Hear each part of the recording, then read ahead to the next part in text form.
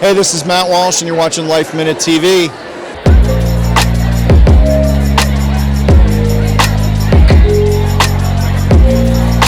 I think it's been really great for us to play brother and sister. We get along so well, and I love him dearly as a human and as a friend, and it was so seamless in getting to work with him. Sometimes you just get somebody, and I think that we just got along like that.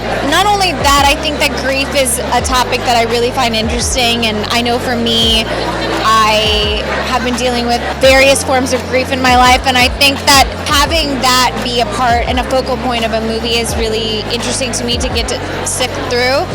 It was just fun to get to play somebody that has to deal with it in a different way than I have ever dealt with it before. One film I had the luxury of preparing for 3 months. Something like this happened really quick. Found out, read the script, and flight out and do the film. I came in and out just a few scenes, so yeah, it was a lot of fun to be a part of them.